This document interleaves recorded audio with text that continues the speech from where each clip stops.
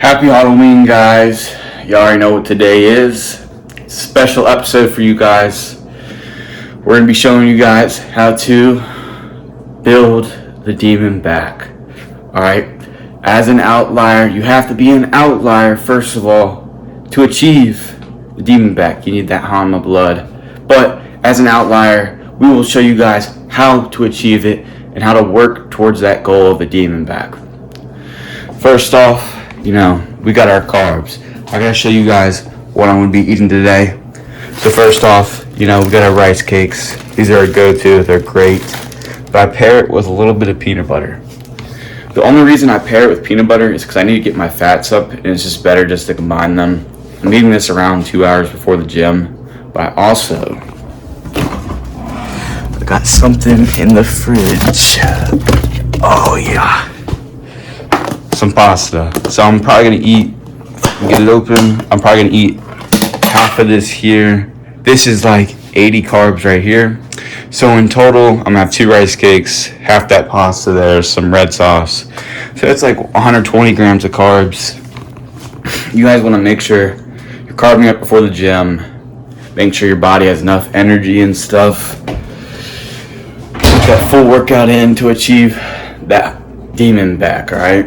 Make sure you get enough water in. I'd recommend about half a gallon. And I'm gonna go get this ready, and I'll show you how we're working with. Alright, so we cooked it all up here. We got the 2 rice cakes with the peanut butter, the 1 serving, and then we got the pasta right here. I'm gonna go ahead and go eat this up before the gym. It's way before the gym. There's a lot of food. Yes, it is a lot of food, but the lift is pretty far away. I gotta wait on Thaddeus to pick me up. I'm gonna smack down on this, and I'll catch y'all in a second. Alright, I got a little nervous that the audio wasn't working the way it should, so I went and checked it. So I adjusted the camera angle a little bit, so you guys are in a new angle here. So yeah, Colson's doing the same thing at his house. He's showing you guys his meal prep. I don't know. He might have his stuff prepped. I don't. Mine, I'm going to be cooking it here and showing you guys what else I put in my body before. It's mainly carbs. Almost all my stuff is carbs. A lot of times now people are prioritizing like protein. Like I think I saw at Costco the other day, they were selling protein water. I think it was protein sparkling water, which I mean isn't a bad thing, but it just goes to show how much we're prioritizing protein.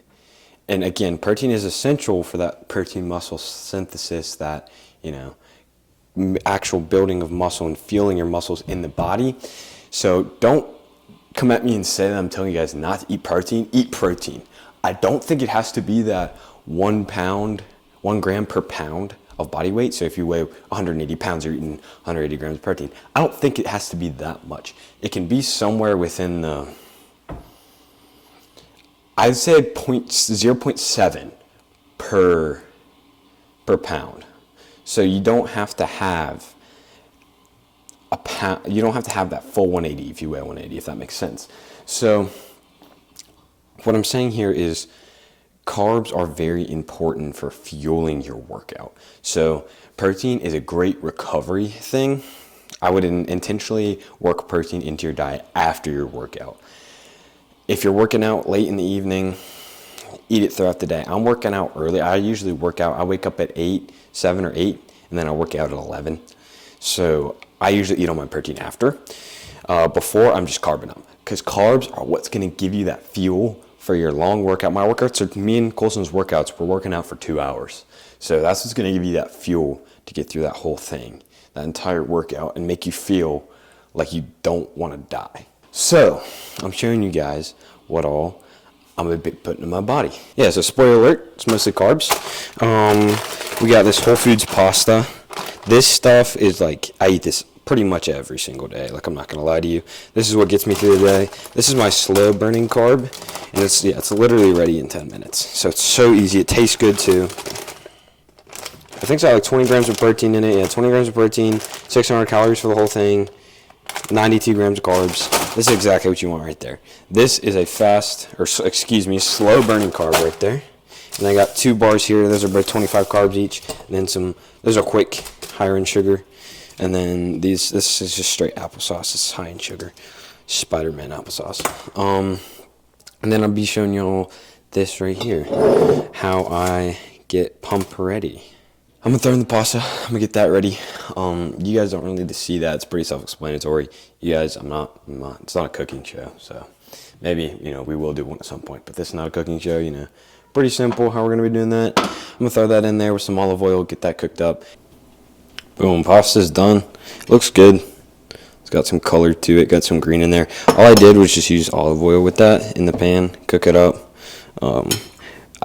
Again, I think that's 650 calories of pasta. So that's like, what did the package say? I think it's close to a pound.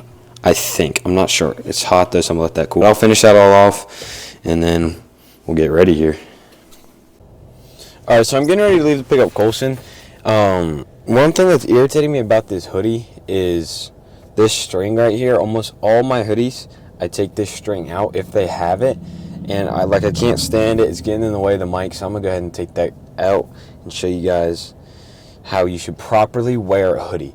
And maybe y'all will start wearing them like me, because this is childish. Like, you do not need these strings coming down from your hood. I'm gonna get rid of this, and I'm gonna put y'all on, because this is the best look you could ever wear if your hoodie has drawstrings. Get rid of them. You don't need them. All right, boom. See how much better that looks? Like, that looks so much better. Like, it's a cleaner look. It's out of the way. Yeah, it's so much better. Like, that's, in my opinion, that's so much better. Y'all might hate it. Some people hate it. I love it. And hopefully y'all will start wearing your hoodies like that. I'm going to go get some gas. So we're going to speed run there. And then we're going to go pick Colson up. So let's go do that. Sometimes, I'm not going to lie, it takes forever to get out of the house. Like, I'll be waiting here for like a couple hours or something like that. So here he comes. Yeah, look at this guy, bro. He's ready with that. He got the Halloween stuff on him, man. Guys, is this optimal? A Dr. Pepper for the season, So we're starting it off with some sagittal flaps. So the reason we're doing this is because this is the same thing. I'll just demonstrate really quick. In the cuff like this, and you're pulling your elbow down to your lat, just like this. So basically, the reason why you're doing this instead of like a machine, because you're shifting the weight towards your elbow joint instead of your wrist joint. So there's no bicep activation or anything. It's just straight lats. Complete lat isolation. Yep. Isolating the muscle. To warm it up, we usually just do one side at a time. So yeah, but does this make us science-based lifters or what? Yeah, well, this is the most complete lat exercise in the book. It's a little bit hard to get in because usually we have somebody behind, because the weight shifts on the bench and sends you forward. So you want a bench like that rather than this one. Yes, sir.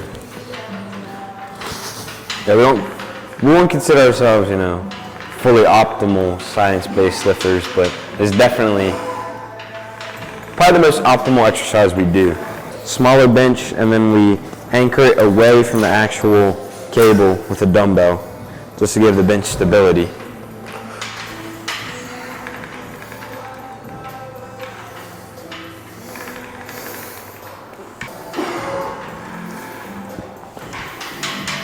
And I recommend just doing one side at a time, so you don't got to shift the bench back and forth. And yeah, I forgot to mention, this is the second step. I already went over the first step, and that was the pre-workout meal. So this is the second step, is doing some form of sagittal movement where your arms are tucked in. That's hit the upper lats. Third step will be you want the frontal plane. It's either a lat pull down, or we'll show you in a second the other version of this. Is this the outliers flat, bro? Yeah, the outlier flat, bro. But if you do this, this is what will give you the wings. This is what will grow your lats. This is how you become an outlier. Bro, yeah, you do this right here. How his elbow is coming down to his body. He's not going past his body because the lats lose their leverage after they go past the body. So look, he's just pulling it up. And also you can hold on to this for added stability. All right, we're here. About to get the first working set in. This does look a little bit freaky, only because when you're pulling this much weight, your body's just going to be naturally shift forward and push the bench up just like this. Yeah, it lifts off the ground. You need somebody behind you. So if you guys at home only have one person, you could put a plate or a weight on the back. That might work. but I'm gonna have to stand on it. So it looks like I'm like behind him holding him, but I'm just stepping on the bench.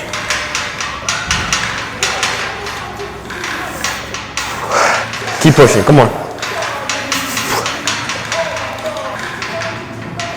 There you go. There you go. Make sure you guys invest in some form of cuff, because you need 2 of them to combine them, because one of them your arm won't fit, but this cuff here just keeps your arm nice in place. Either that or get a big one. You might be able to buy like a bigger one. Buy the biggest cuff you can, or buy 2 of them and connect them like we did. I recommend doing 2 sets of this, and then 1 set of the next exercise I'm about to show you, and then 2 of the last step. Get into it again. Put your arm in it.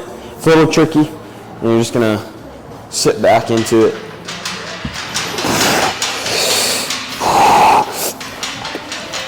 Remember, you're pushing with everything during this set, giving it everything. Intensity is key. We're only gonna record like The top set. of just one side, just One to save side. y'all some time, because y'all get the picture. And just so it's not redundant, but it might look like, you know, you're not doing a bunch, but I'm telling you, the stress and the strain and the pull that this puts on your lat, it's like no other. It's like pure isolation. You guys got to try this. You think a lat pull down is good, you got to try this. You don't have to do this exact one. Just make sure you're pulling in close and your arms are tucked and not flared in that frontal plane. And yeah, we're gonna move on to the next exercise. We'll see y'all in a second. Lat exercise, you only need 2, and here's the second one. You've probably seen this one before, I've heard of it. It's called the Keenan flap. We can't really give a name to this one because, you know, it already has a name, but we still can. This is the genetic flap. The genetic flap. Yep.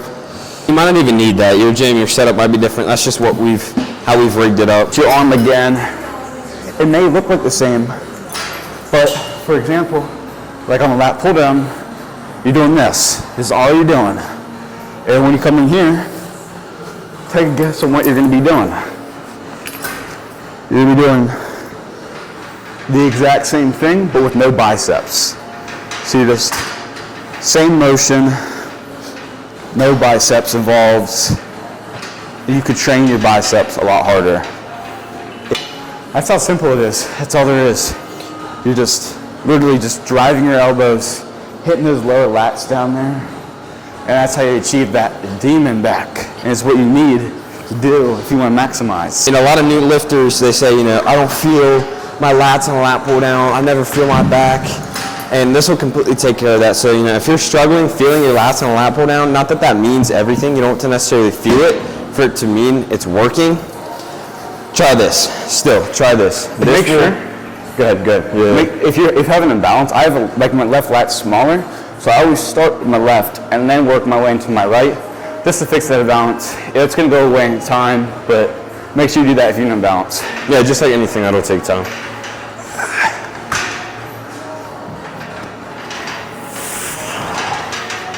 I'm telling you, this will get you. Yeah, show you right now. We're gonna have to wait there to see the. Yep, pump covers on or back. We got the Halloween pump cover on. Here's the final demonstration. Right, so he's cuffing it into his elbow, and his elbows are flared. He's driving it in just like a lat pull down.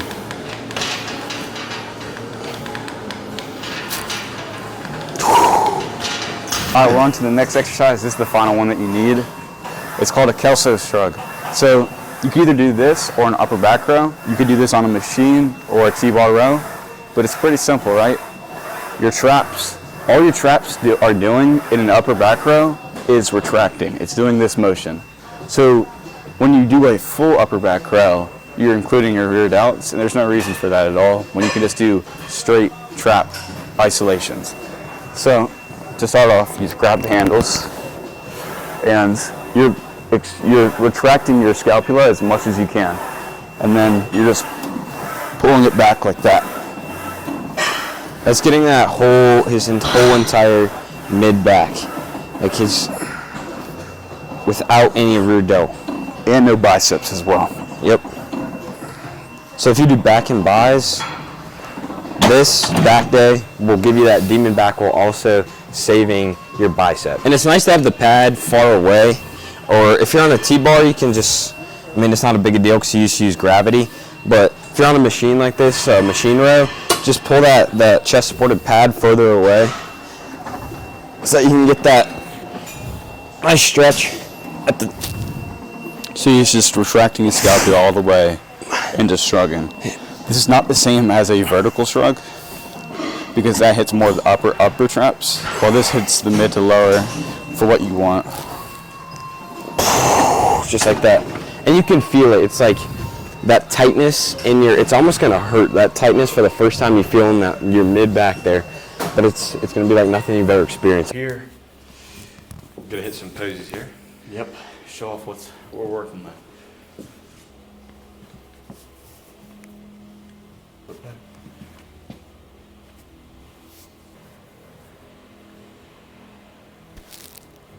Look at that, you can see that width on the back there.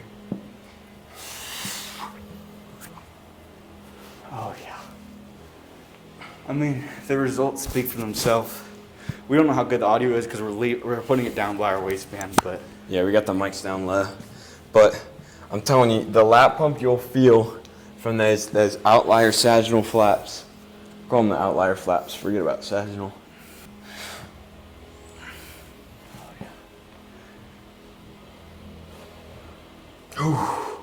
Me, I'm not as, sound and educated in the posing.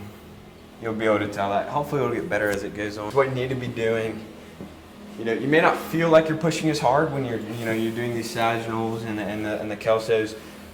It may feel more like a science-based lift, that stereotypical science-based type lift, but I'm telling you, this will give you the results you want. This will give you that demon back. yep. This is a step-by-step tutorial. Now this is the 5th step right here. Is the results, all right? Posing. 5th and final? 5th and final. Because we already went over what you eat, right? Yeah. Yeah. Because that's a big step. Step 1 was the pre-workout. Step 2 was the sagittal flap. Step 3 was the Keenan flap. Step 4 was the kelsos. And then step 5 is the posing and the results. So, I hoped this tutorial helped you guys out a lot to see your results and get that demon back. That Halloween demon back. And that's what we're all about. We want to do some informational content on here. Because a lot of these content creators, aren't as informational. I think probably Sam Silk's the most informational guy out there right now. Yeah, he's giving out the most information per video. Yeah. But we're going to give better advice, all right? That goes to you natural lifters, like us. Because, Sam, he's able to do more reps, more fatigue, he's able to add more fatigue to his body. We try and be as, most optimal as possible. Help you guys at home. Because we're natty lifters, 100% irrefutably natty.